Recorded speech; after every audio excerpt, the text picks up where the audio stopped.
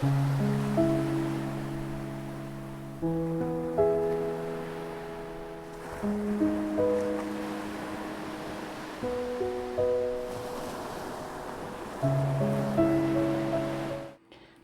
I'm Georgia. Thanks for joining me again. Today I'm going to do a bit of sponge painting. So I've rolled this through on my Atlas 150 on number 0, and I've also textured the back.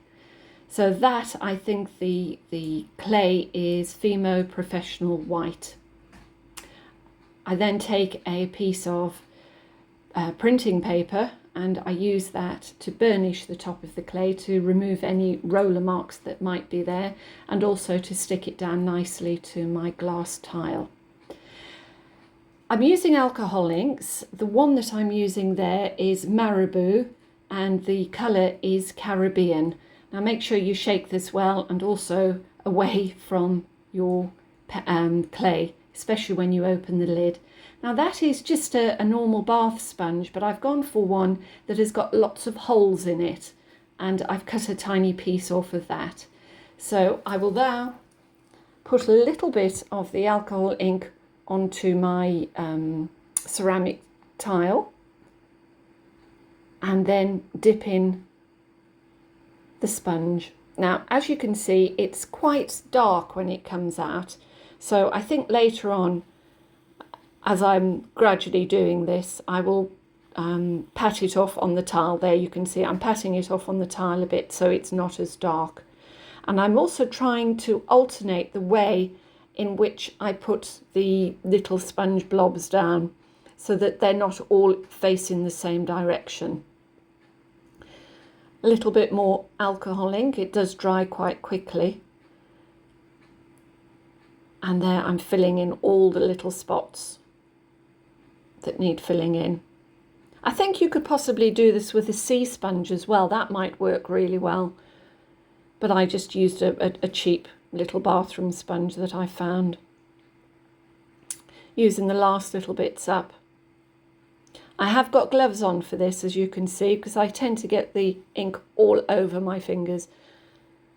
And I hate it when it goes underneath my nails and I can't get it out properly. Right, the next colour that I'm going to use is going to be Panata. And it's quite a bright pink. It's almost a very vibrant, shocking pink. I'm not sure it comes across so well on the screen, but that colour is called Senorita Magenta. But I think it's a very bright, shocking pink. Certainly the earrings came out much brighter than I thought they would, and I thought, you know, when I baked them I would lose some of the brightness, but I didn't. They kept their colour quite well. So I'm just going around filling in the spots. I think next time I do this I would do it in more subdued, maybe pastel colours. I think that might look really nice, but I've gone for vibrant today. As always, we learn from everything that we do, and any mistakes we make are just ways of learning new things. So go around, pat it all in. I'm sure you can see places that I miss.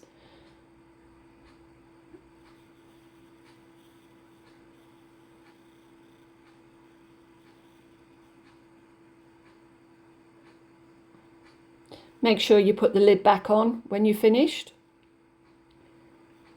Oh no, I'm going to put a bit more blue on. Now looking at it from as I'm playing it back, I think possibly there's a little bit too much blue in that. I don't know what you think.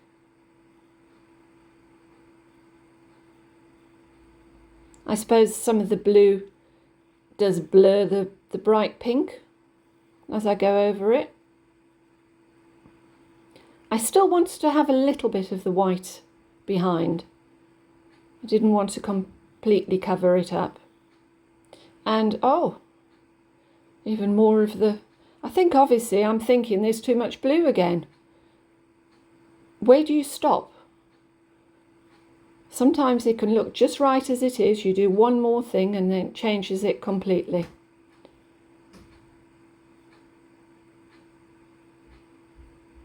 Surely that's got to be it now.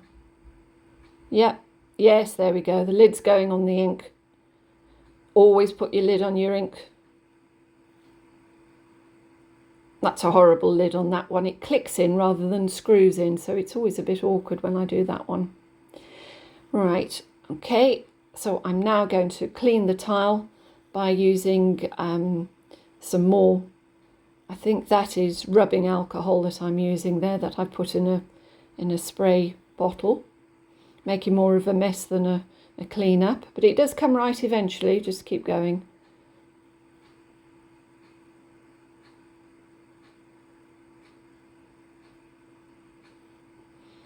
Now I also find as well that sometimes especially when you're cutting your pieces out, the alcohol ink can bleed through a bit.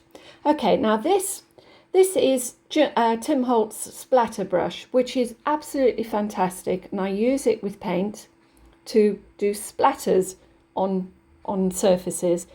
But it's extremely warm in the UK at the moment, and I think combined with the thickness of the paint and the heat, this just did not work properly, as you will see in a moment. So I put it on, smear it a bit, trying to get the shot in a bit better. So you put some paint on there, and then you start, obviously you don't want big blobs of it appearing, and then you flicker it, and it should come off. Now I could see, you won't see it at all, but I could see when I was doing it, to only tiny little bits of paint coming off. So tried a bit more. That paint is just so thick. It's brilliant paint and it's fantastic for silk screening, but I think for this it needed to be much thinner consistency. I did try twice. I might even have tried 3 times. We'll find out in a minute. No, decided, yeah, I didn't want it. But don't give up, because you could use it as a paintbrush. And that actually came out really nicely. And I will certainly be using that technique again on other things. So just go over your whole piece. Once again, go in all different directions so you're not ending up with a uniform pattern. And it also blends a little bit of the alcohol ink that's behind. And it's quite fun doing this. I think I'd like to have a go, and I'll do that maybe in another tutorial, because I really need to do more. I haven't got any that I can post after this one. It would be lovely to do really vibrant colours, and just on a white background with vibrant colours of paint in these little paintbrush strokes. I suppose because the brush, it's almost like a hard nylon. You can see the brush effect so much better than if you use just a normal paintbrush. So just keep going. There, a little bit too much there, until you're happy with the effect.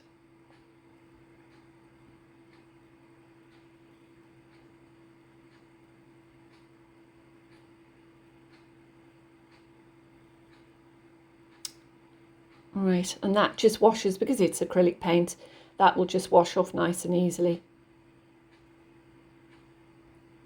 So I've let that dry. Alcohol inks dry quite quickly, but and also in the heat that we've got at the moment, the paint has dried well. So the next thing is choosing the cutters again. And I don't use corn flour or cornstarch as a releasing agent, because if it's got alcohol ink and that, it might stick to the alcohol ink or the paint. So what I've done is I've got a sponge which I've sprayed son of a gun on, which coats it and helps it release it easily from the clay. So I will go through. There's a little bit of camera shake there. That's because my tripod is attached to the table, and every time I rock the table, I rock the camera. Just go through, cut them all out. First time using these cutters, and They're fiddly. They are fiddly. As you'll see at the end what I've actually done with them. It wasn't what I intended, but I was quite pleased the way they worked out. So those are going to be tiny studs, which I don't think I ended up using in the end. Another I don't know why I've gone for the really fiddly cutters on this.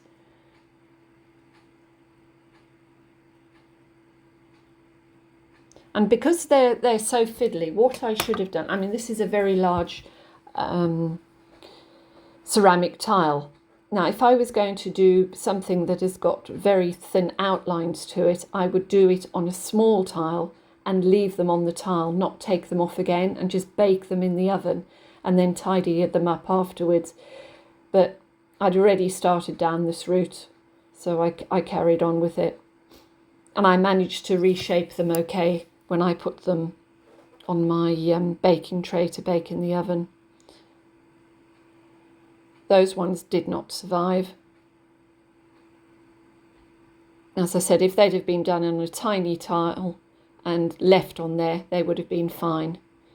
But they distorted when I pulled them out, and I did bake them, but I wasn't happy with what they looked like when I finished them.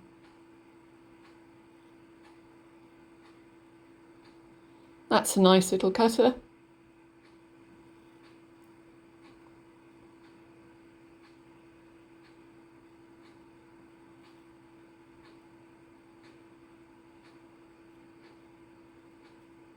Constantly dipping into that armor to make sure nothing sticks. And then at the end of all of this, I will take a baby wipe and go and clean all my cutters as well, because the alcohol ink does stain them. You can't get it off all the time, but at least you know there's no residue left on it for the next time that you use them.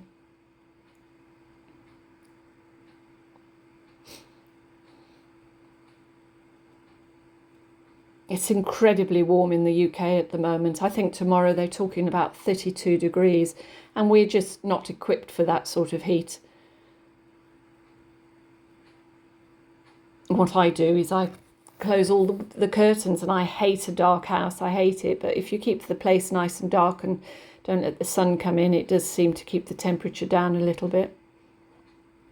And as I'm sitting doing this, I do have a fan blowing on me as well.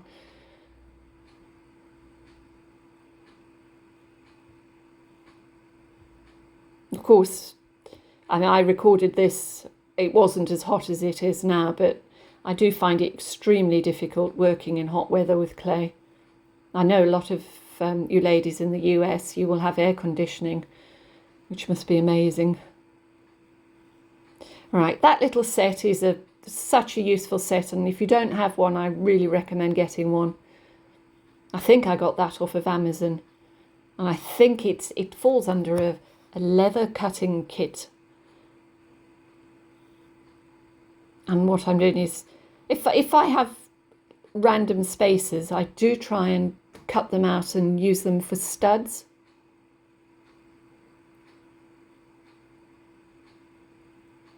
And try and use up as much as of the clay as I can. I think that must be it. No, one more.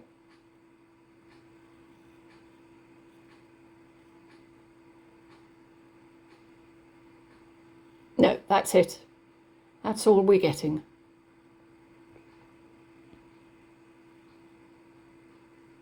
I don't know if you can see, but that clay is so soft. And it's Fimo, so as everyone knows, Fimo is much, especially professional, is a much stiffer clay to work with.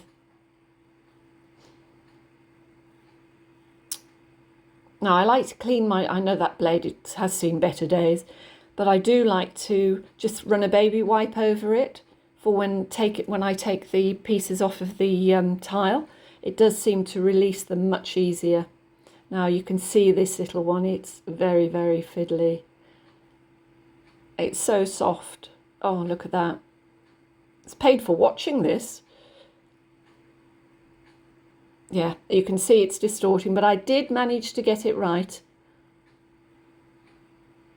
And that was a nice easy one to do. As I said, that one didn't make it.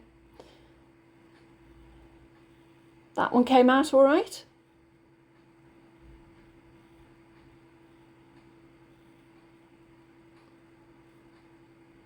Obviously, you can feel free to fast forward on these bits. I did try speeding it up, but obviously I haven't actually sped it up at all, or speeded it up.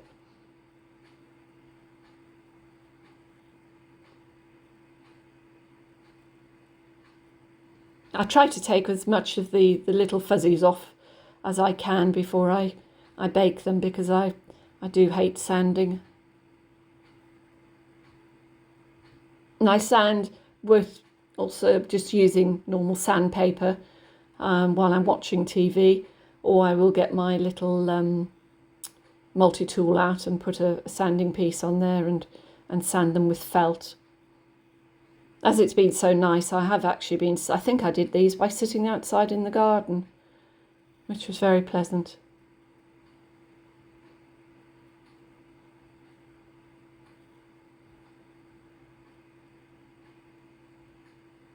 The metal cutters are always so much cleaner cutting than the plastic ones. And especially if you can get ones without joins, because sometimes the join shows up on the clay and you have to sand that nicely. I mean, you can see that, shame, that poor little one. He needs to be set free, really. So there they are. And hopefully you'll see what they look like in a minute. And once we're in focus, see, they've kept their colours. They're so pretty. And I've coloured in the sides with a really bright pink Posca pen, which I then baked for about 10 minutes just to seal it. Put a bit of varnish on the sides, and then I put resin on.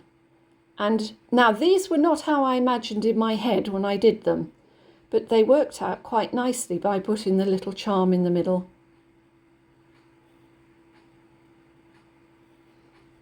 Those are nice and easy, and you can see how nicely the brush strokes have come out on those. Look, yes, you're quite right, look how nice they are. As I say, I'm going to do it in bright colours on a plain background, just the paintbrush strokes. And those were the middle bits. And these I'm actually going to call picture frames. Now, I didn't imagine them to be like that when I started. As you can see, they've kept their shape nicely. And I've managed to be able to get a charm in the middle. And these are just a few of the little studs that I made. Hope you've enjoyed this. Till we meet again. Bye.